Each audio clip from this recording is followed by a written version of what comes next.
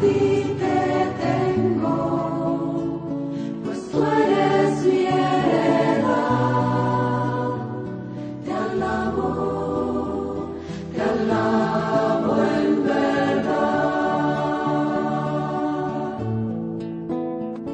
Aún lejos de los míos, aún en mi soledad, te alabo en verdad. Quería que comenzáramos con la oración de confianza en tu poder y en tu bondad, mundo mi vida. En ellos te espero confiando como niño. Madre admirable, en ti, en tu Hijo, en todas circunstancias, creo y confío ciegamente. Para mí una gran alegría poder compartir con ustedes justamente esta motivación de Cuaresma. Con Cristo nos adentramos en la Cuaresma. Voy a estar tomando mucho la palabra de Cristo y voy a estar tomando también los evangelios. El evangelio que nos describe todo el espíritu de Cuaresma es el evangelio justamente del miércoles de ceniza. Voy a referirme a las partes centrales de ese evangelio, aunque lo tengo aquí todo por escrito, cuando Jesús justamente de alguna manera nos dice: por tanto, cuando des limosna, no vayas pregonando delante de ti como lo hacen los hipócritas en las sinagogas, en las calles, para ser honrados por los hombres. Les aseguro que ellos ya tienen su recompensa. Y les dice, cuando justamente también respecto a la oración, cuando oren, no hagan como los hipócritas. A ellos les gusta orar de pie en las sinagogas y en las esquinas de las calles para ser vistos por los hombres. Les aseguro que ellos ya tienen su recompensa. Cuando ustedes ayunen, no pongan cara triste, como hacen los hipócritas que desfiguran su rostro para que los hombres noten que ayunan. Les aseguro que con eso ya han recibido su recompensa. Jesús nos marca justamente a través del dar limosna, del orar y del ayunar todo lo que es el espíritu de Cuaresma. Cuaresma es un tiempo, como lo han dicho muchas veces los papas, es un tiempo para arreglar nuestra vida, para acercarse a Dios. Las cosas importantes no se improvisan. Esto es importante porque la Cuaresma nos quiere preparar al encuentro y a admirar justamente cómo Dios nos redimió. Y son 40 días donde vamos preparando justamente a esa conversión. Es un tiempo, como les decía, para convertirse, como siempre lo ha entendido la Iglesia. Pero quisiera destacar dos cosas dentro de esta conversión. Al principio, después voy a ir acentuando otras. Que es un convertirse a un nuevo amor a Dios y es convertirse a un nuevo amor al prójimo. O sea, no es simplemente una actitud de conversión de querer ser mejor. No, aquí la centralidad está en que quiero aprender un nuevo lenguaje en mi relación con Dios, que quiero aprender un nuevo lenguaje en mi relación con los demás. En eso consiste profundamente lo que significa el espíritu de conversión, de Cuaresma. Y dentro de eso a mí siempre me ha llamado la atención algo que destaca y siempre ha destacado el Papa Francisco, que en esta nueva conversión al amor a Dios, en esta nueva conversión, en esta nueva forma de amar a Dios y de amar al prójimo, hay una palabra clave. La palabra se llama misericordia. O sea, ayer cuando escuchábamos el Evangelio se daban cuenta la imagen de Dios que tiene o que tenía, digamos, el pueblo de Israel. Era un Dios bueno, era un Dios bondadoso, pero era un Dios justo, fundamentalmente. Y sin embargo, la imagen que nos trae Jesús es fundamentalmente la de un Dios que es Padre misericordioso. Esa es la nueva conversión, la nueva visión que Él nos, de alguna manera, nos propone Jesús siempre en el tiempo de Cuaresma. Y nos invita a comprometernos con la fe. Yo me atrevería a decir, a no ser turistas de la fe, de aquellos que acuden a Dios cuando a veces, pues eso, nos aprieta el zapato o cuando nos conviene. Se trata de poder crecer en la fe. La fe, si se dan cuenta también, como lo vamos a ver en el día de hoy, en el Evangelio, es justamente ese preámbulo que de alguna manera Cristo pide para poder actuar. Pero la fe, como hemos compartido en otros momentos, no es algo intelectual. Porque hay veces que uno dice, es creer lo que no veo. Sí, pero no es solamente eso. La fe es un vínculo personal a Cristo. Yo no puedo creer en un Dios que me conduce, que a lo mejor ni siquiera entiendo sus planes, si no tengo un vínculo personal a Él. En el fondo digo, mira Señor, no entiendo nada, no sé por qué me están pasando estas cosas en mi vida, pero por amor a ti, por ese vínculo que tú has generado conmigo y que yo he querido cultivar conscientemente, por eso te sigo y te quiero decir sí. El sí a este plan de Dios es la fe. El sí de María es la expresión de fe más grande de un ser creado. Y en este sentido queremos despojarnos de aquello que nos agobia para descubrir justamente también en la Cuaresma nuestra gran fuente de alegría. La Cuaresma no es un tiempo para pasarlo mal, para sufrir. Yo creo que eso es, de alguna manera, todavía una visión muy parcial. No es un tiempo de tristeza, sino que es un tiempo de alegría porque vivo de la alegría y de la esperanza de que Cristo murió por mí, como dice San Pablo.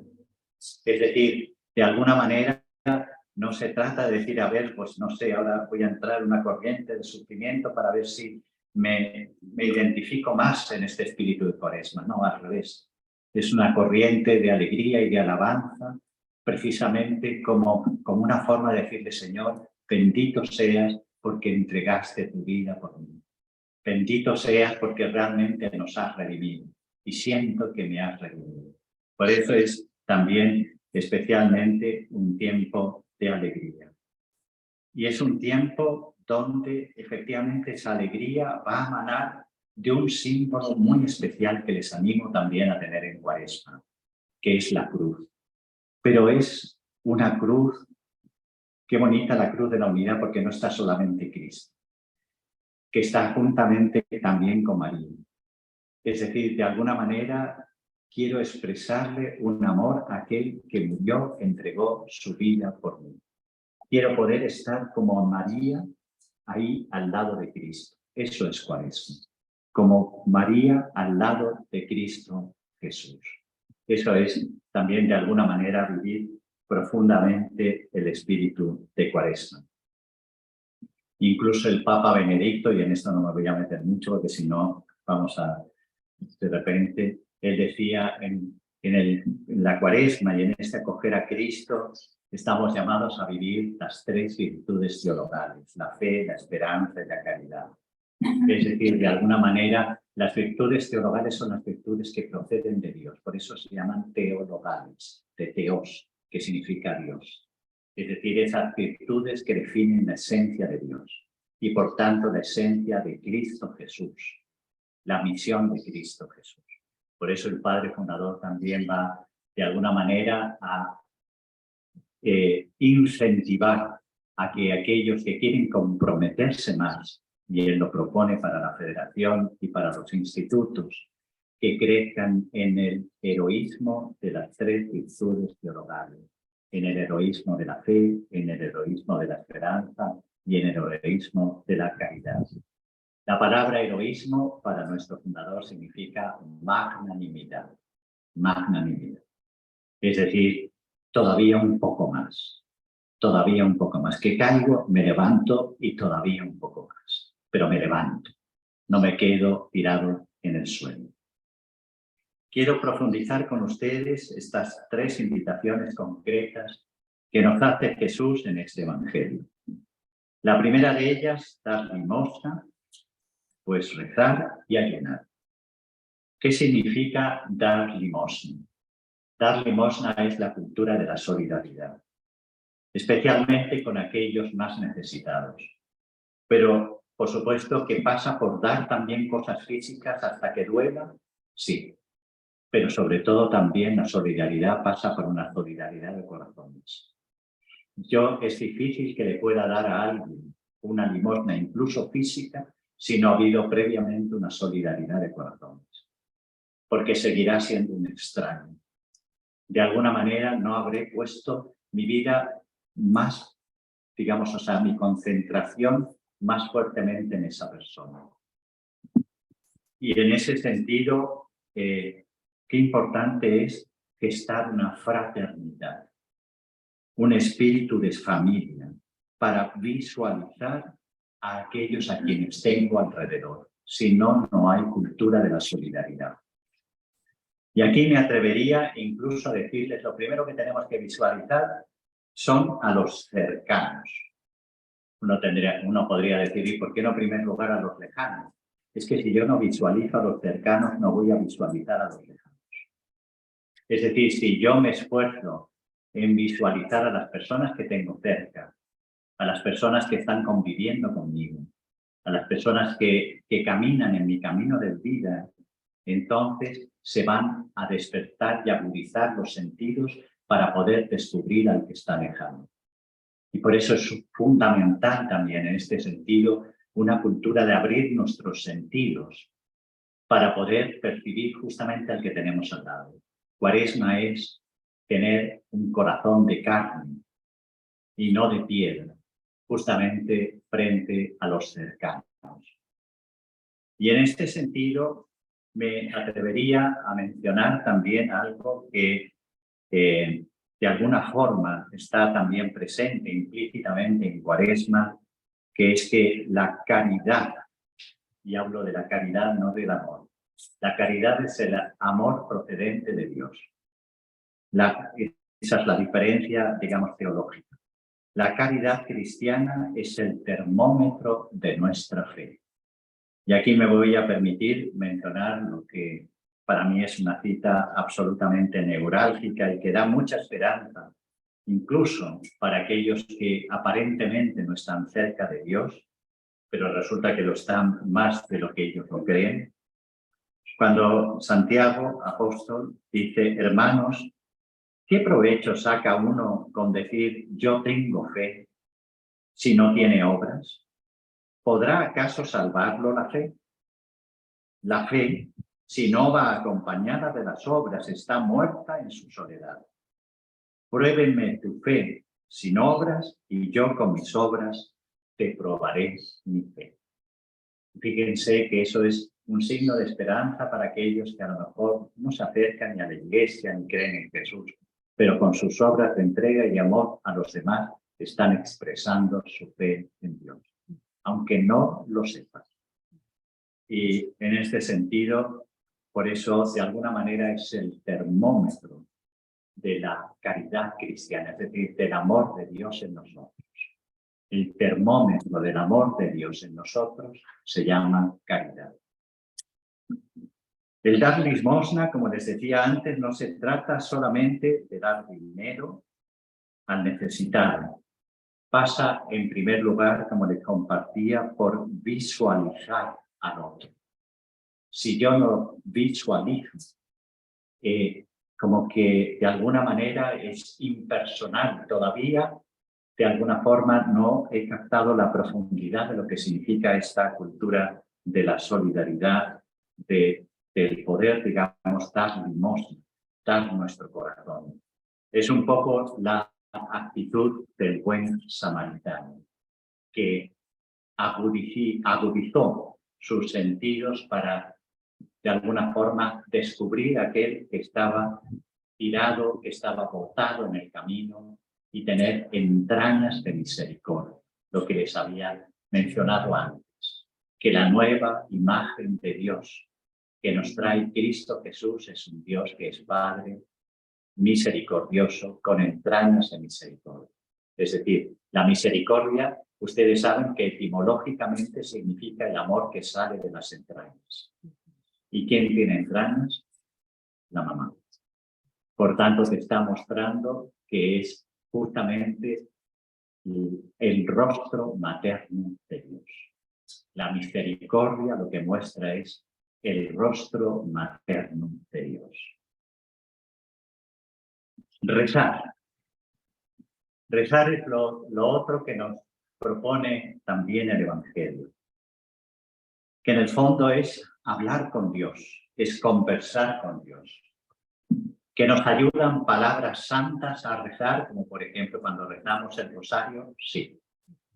Pero qué importante es también unir a veces una intención, porque no se trata de recitar oraciones, sino el decir, yo lo ofrezco por, Señor, esto te lo ofrezco por esta persona que sufre, te lo ofrezco por la unidad de mi familia, te lo ofrezco por esta persona que está enferma, por esta familia que ha experimentado el fallecimiento de un ser querido.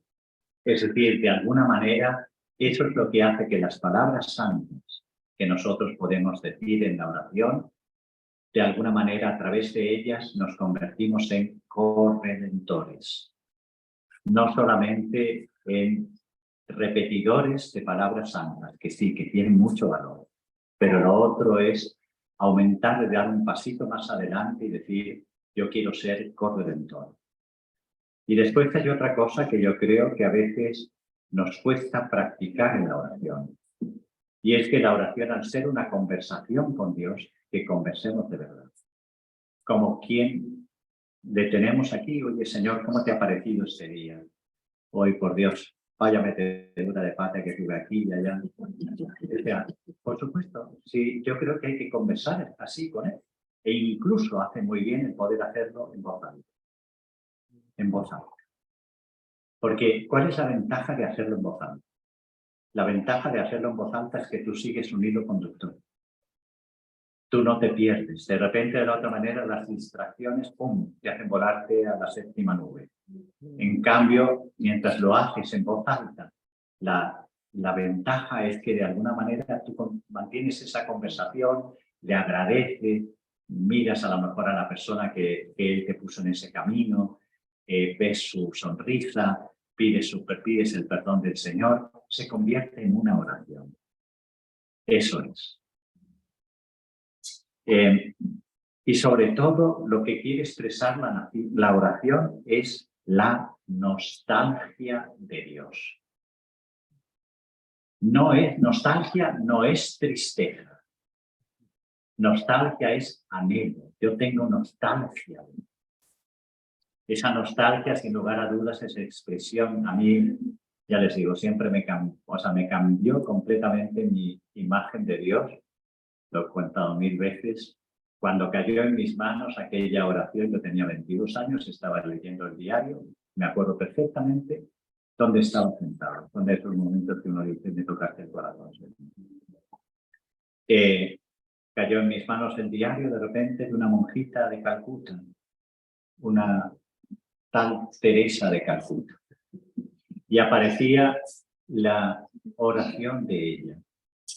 Y cómo expresaba la nostalgia de Dios y cómo al revés también Dios expresaba la nostalgia de nuestra alma. Me dije, pero qué cosa más extraordinaria. Cuando decía Jesús, entre otras cosas, digamos, tengo sed de ti, tengo sed de tu amor, tengo sed de tu tiempo, tengo sed de tu persona. Estoy a la puerta de tu corazón llamando, ábreme, porque tengo sed de ti. Esa es la nostalgia de Dios. Y nuestra nostalgia, que también de alguna manera se puede expresar de esa manera. Fíjense que la categoría alianza expresa la nostalgia que Dios tiene por nosotros. Y por eso la renueva constantemente, aunque nosotros nos hayamos alejado y pecado. La alianza es el modo en que Dios se relaciona con la creación. No hay otro modo. No hay. Es decir, uno puede decir, ¿y por qué Dios, que es infinito, necesita, no he dicho quiere, necesita hacer una alianza de amor con la creación, con el ser humano? ¿Por qué? Porque necesita de nuestro amor. Tiene nostalgia de nuestro amor y de que le amemos. No tienes por qué cambiar. Decía en esta oración a Santa Teresa, tu confianza en mi amor te hará cambiar. No tienes por qué cambiar. Tu confianza en mi amor te hará cambiar. Fíjense que son los criterios totalmente al revés. Y uno dice, pero si es que esto es real. Esa es la profundidad. Lo otro es nadar en la superficie. Y en este sentido, fíjense también cómo la oración consiste en hacer feliz a Dios, en hacer feliz a los demás. Cómo lo expresaba Jesús cuando empezaba también, digamos, o sea, tanto en su relación, digamos, la pasión. Empezaba su pasión, decía, por ellos te ruego. No ruego por el mundo, es decir, por lo material, sino por los que tú me has dado. En Juan 17. O yo me santifico por ellos. O sea, cómo la oración está centrada en el tú, no en el yo. Cómo Jesús, cada momento importante de su vida, se retiraba a orar. Al comienzo de la Cuaresma, lo que hace es retirarse al desierto a orar, movido por el Espíritu Santo. Cuando tenía que hacer cosas importantes, subía a la montaña y se retiraba en silencio para orar. Incluso, como esta oración es fundamentalmente ponerse en los brazos de Dios, cuando en el momento de su entrega en la cruz dice, hágase en mí según tu voluntad. Es esa oración de abandono, también como María. La oración es el aliento de la fe. El aliento. O sea, cuando uno ora quiere decir que la fe está viva. Está viva. Es el aliento. Es decir, no te has quedado.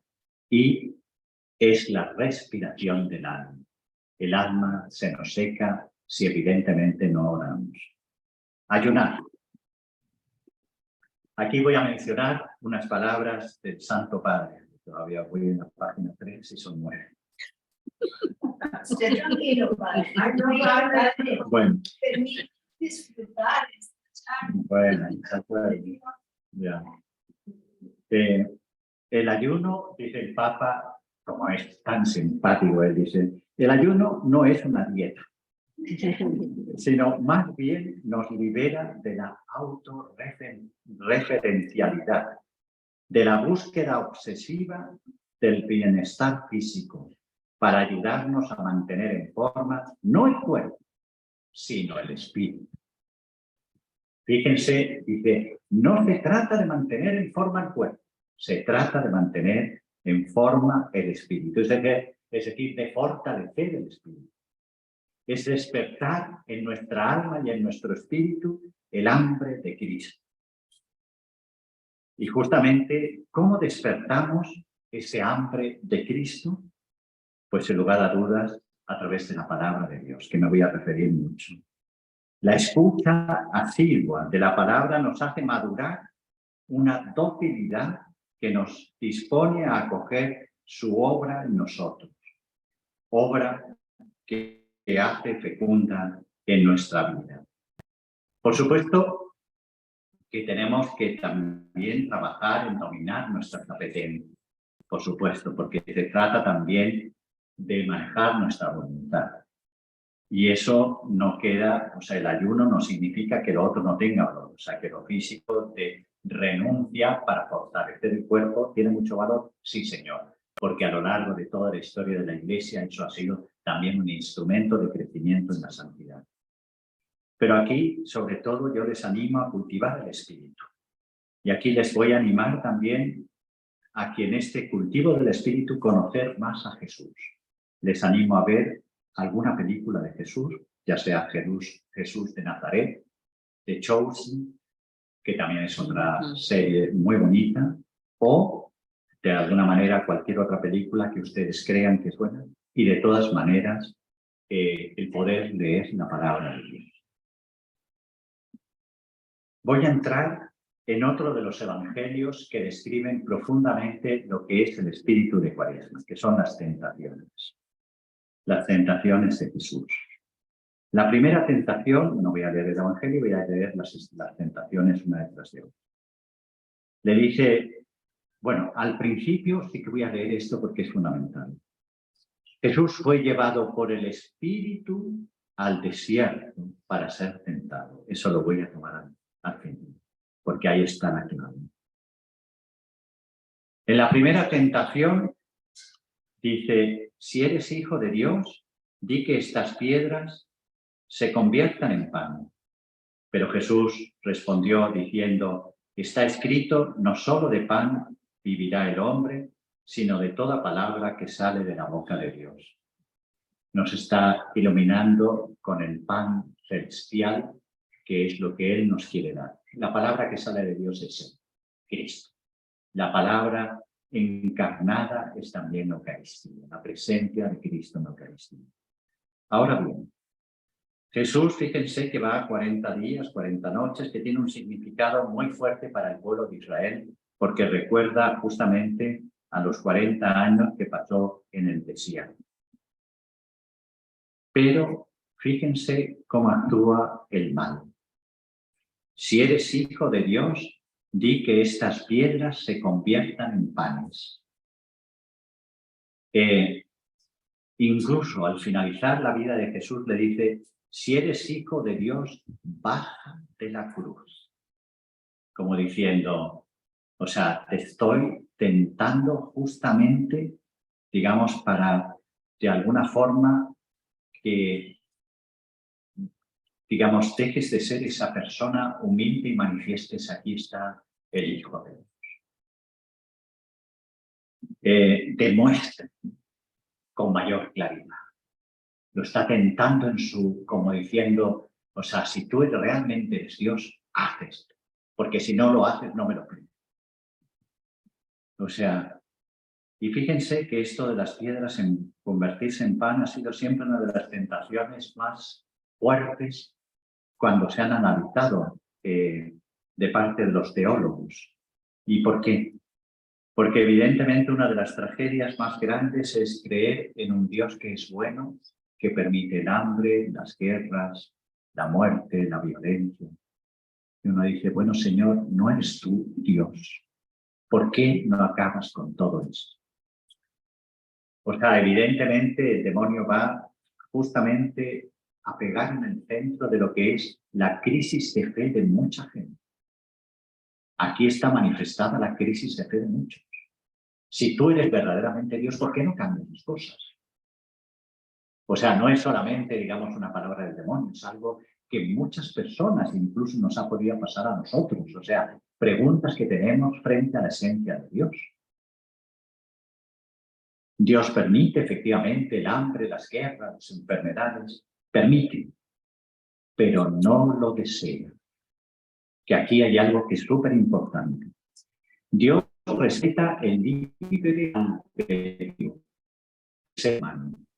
Porque si Dios no respetase el libre albedrío del ser humano, resulta que el ser humano no sería hijo de Dios. Y como Dios es libre, el ser humano tiene que ser libre. Porque si Dios le quitase la libertad, ya no sería hijo de Dios. Luego, por tanto, ahí está también el misterio del mal. O sea, ¿por qué el mal existe? ¿Podría Dios acabar de un plumazo con el mal? Evidentemente, esa es la victoriosidad divina que efectivamente llegará al final de los tiempos, sin lugar a dudas. La segunda tentación pone también aprueba a Dios diciéndole: si eres hijo de Dios, lánzate abajo, pues está escrito: a sus ángeles se encomendará y en las manos te llevarán, no sea que tropiece tu pie en una piedra. Aquí el diablo se nos volvió teólogo. Es decir, empezó a mencionar citas del Antiguo Testamento. Es decir, ¿tú no eres acaso el resumen, la clarificación completa de la conducción de Dios del Antiguo Testamento? Lo que estás queriendo anunciar no es la plenitud del Antiguo Testamento. Pues entonces cumple. No sé si me estoy guiando o los estoy guiando, digamos, al respecto. Entonces, aquí evidentemente resulta que Jesús le va a responder con lo que es justamente el actuar de Dios. Es que Cristo en la cruz nunca puso a prueba a Dios. Si hay algo que Cristo, digamos, siempre hizo, es que efectivamente se tiró hacia el abismo de la muerte.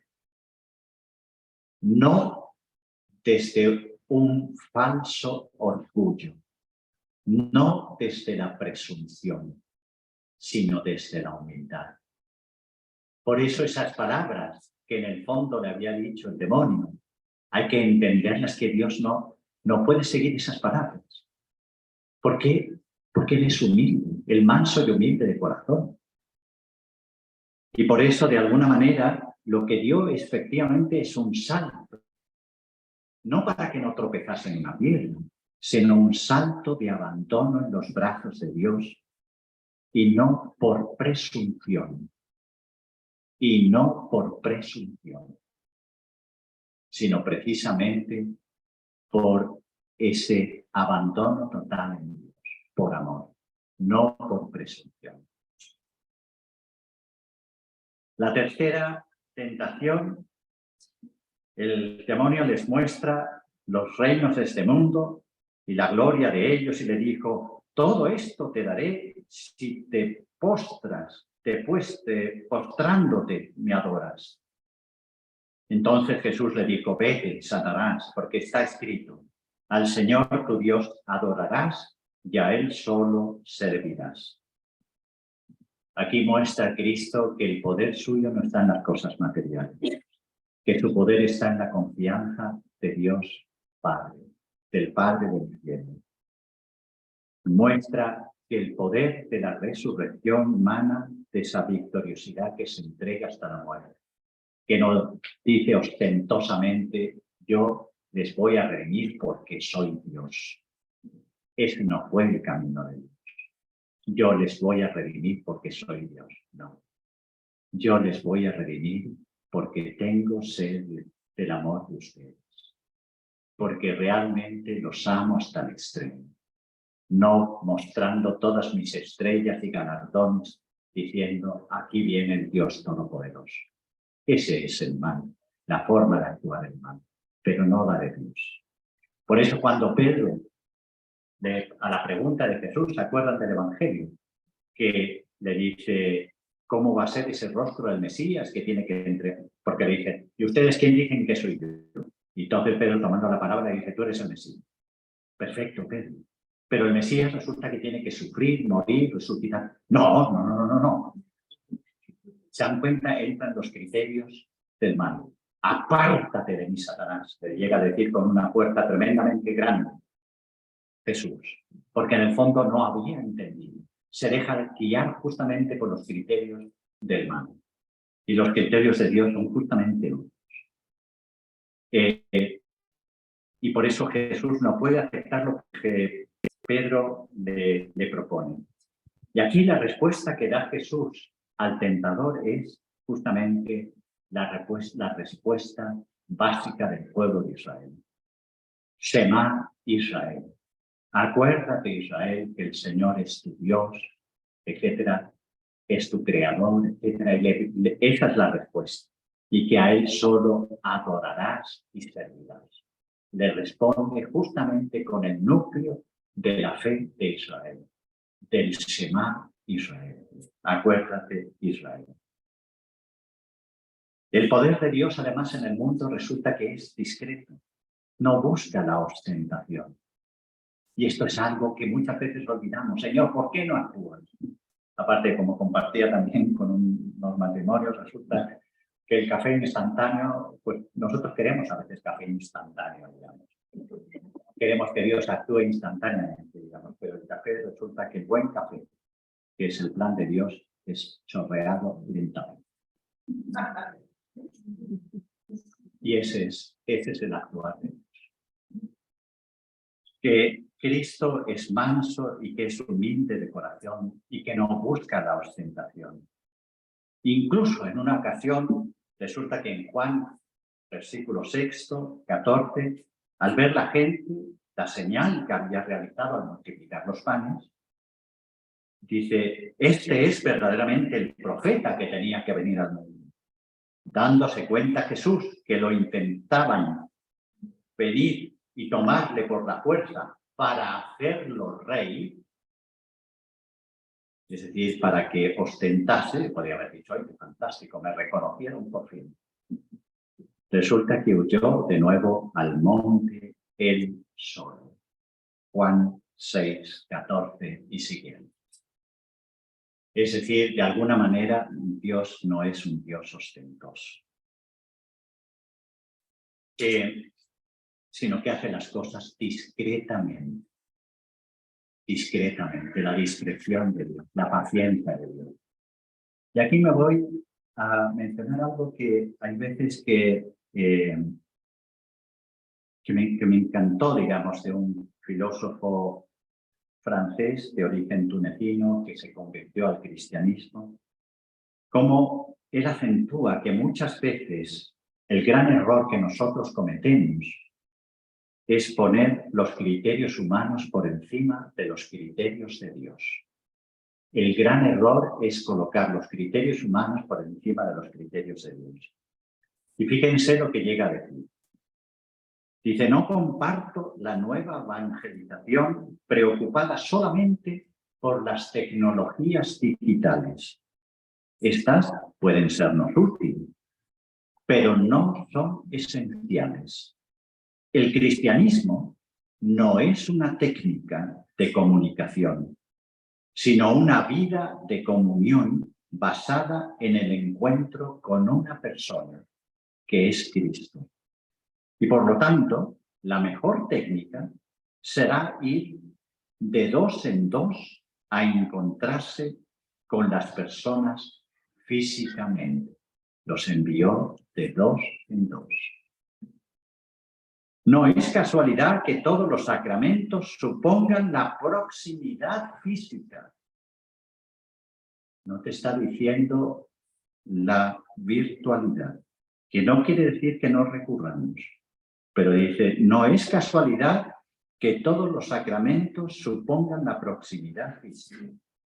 Desde el momento en que los sacerdotes se centran en las preocupaciones tecnológicas, hemos perdido de vista la esencialidad de los sacramentos.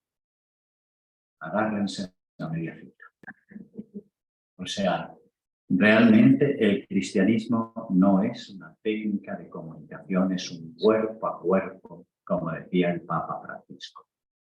Así se transmite la fe. Que evidentemente utilizaremos la técnica como también en este momento se está haciendo, sí. Pero la fe entra cuerpo a cuerpo. Por eso se decía de la primera comunidad cristiana, miren cómo se aman, porque es cuerpo a cuerpo.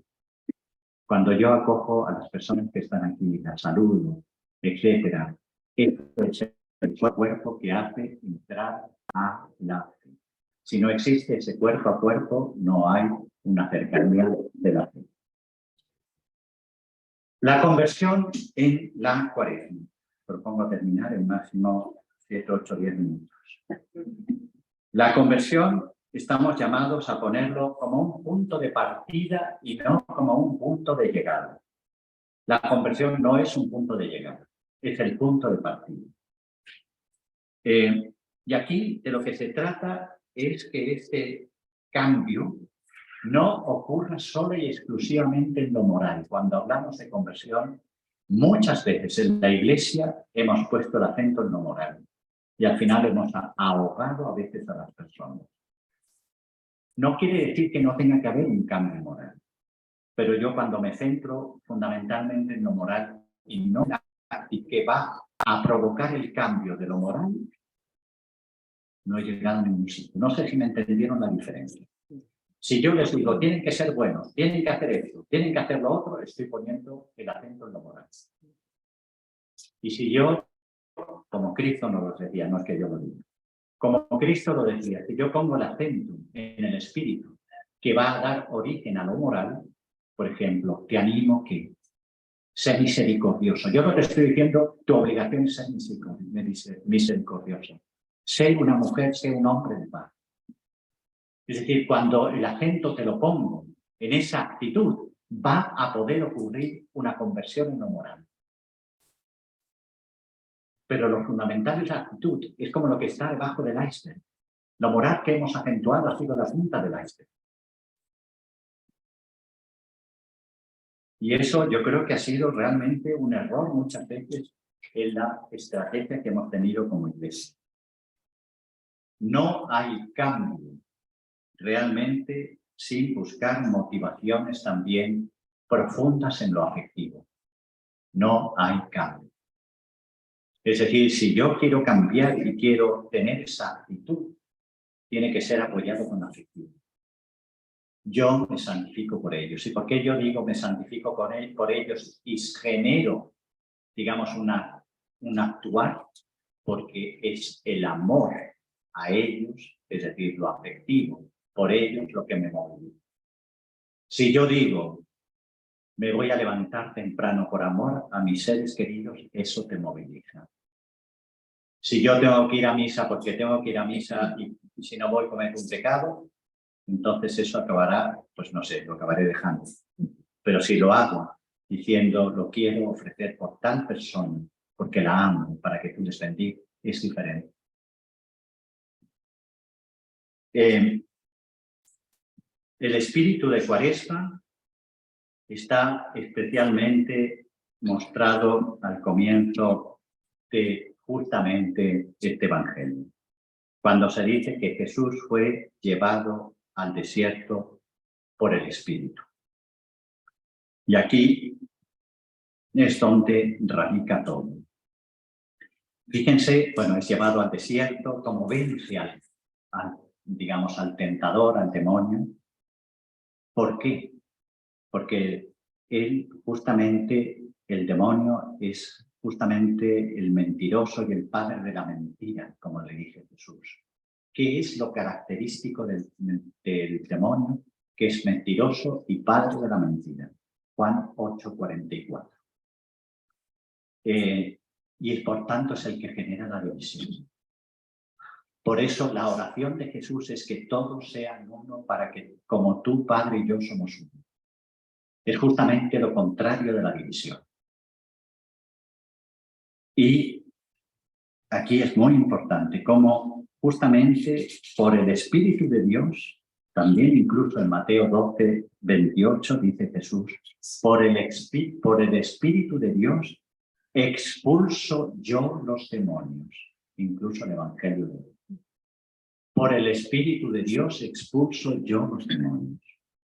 Es decir, ¿dónde está, por así decirlo, el espíritu de Cuaresma? En una persona, también concentrado. El Espíritu Santo, el Espíritu de Cristo. El Espíritu de Cristo es el que, de alguna manera, nos ayuda a profundizar lo que es verdaderamente el espíritu de Cuaresma. Y por eso el Papa Francisco llega a decir, también en el año 21, en el tiempo de Cuaresma, el Espíritu Santo también nos urge, como a Jesús, a entrar en el desierto. No se trata de un lugar físico, sino de una dimensión existencial en la que callar, escuchar la palabra de Dios para que se produzca en nosotros una verdadera conversión. Y por eso, de alguna manera, estamos llamados a cultivar un profundo vínculo cálido y cercano al Espíritu Santo en este tiempo de Cuaresma. Incluso el Papa Francisco también, por supuesto, es una gracia, por tanto, lo que hay que implorar. Porque es ¿qué significa la gracia? Que es una palabra que a veces no conocemos bien. La palabra gracia significa lo que Dios da cuando Él se da. ¿Y qué es lo que Dios da cuando Él se da? Su Espíritu. Reciban el Espíritu Santo. Aquí también el Papa, como es tan genial, lo aterriza en cosas también como la siguiente. ¿Qué es conversión? Es pedir al Señor la gracia de no hablar mal, de no criticar, de no chismorrear, de querer a todos. Es una gracia que el Señor nos da. Vuelve otra vez a acentuar la palabra gracia. ¿Se dan cuenta? Es lo que Dios da cuando se da a sí mismo, el Espíritu. Esto es convertir el corazón.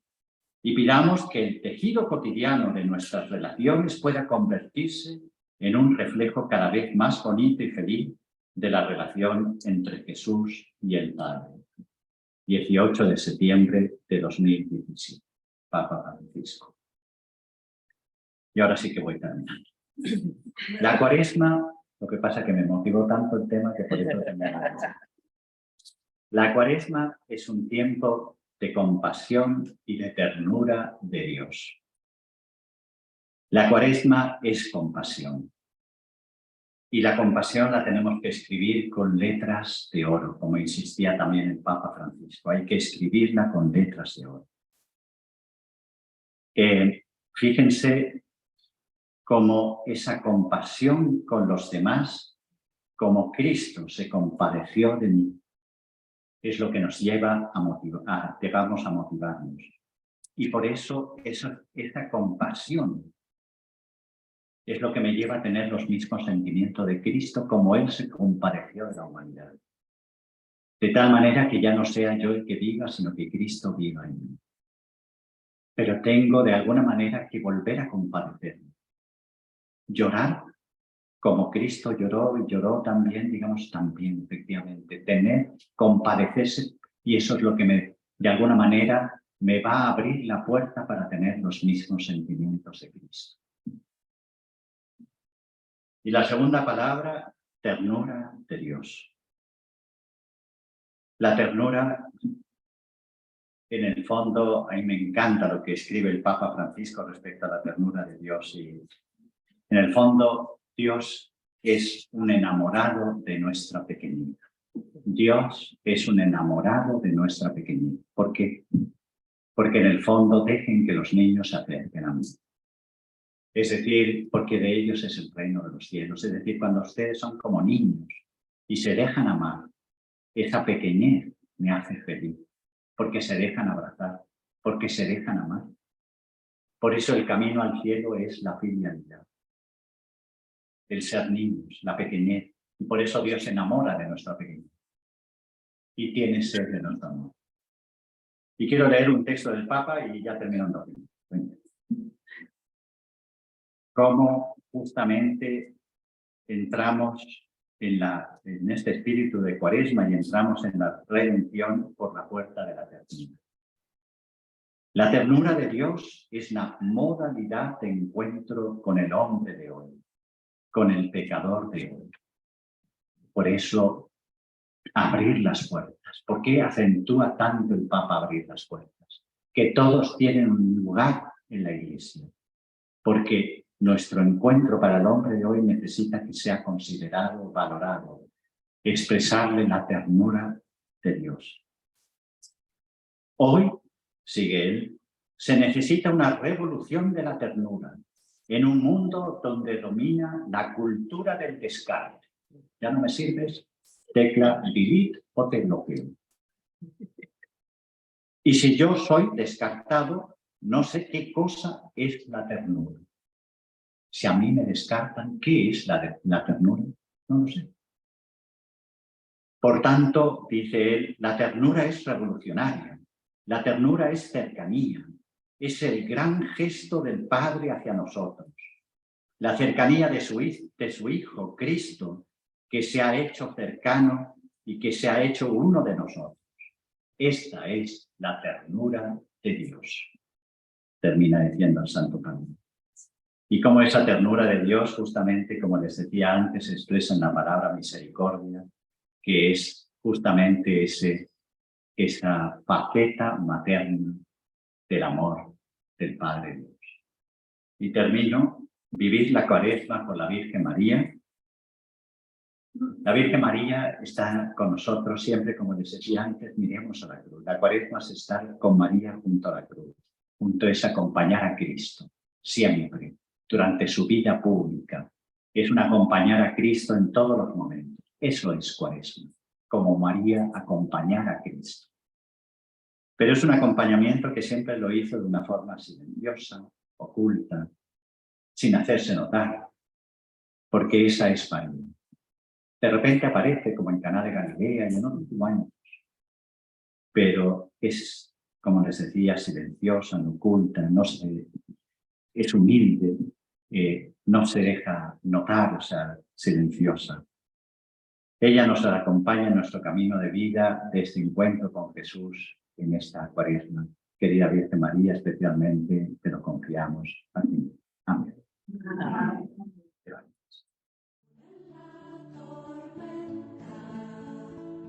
Aun cuando arrecia el mar, te alabo, te alabo.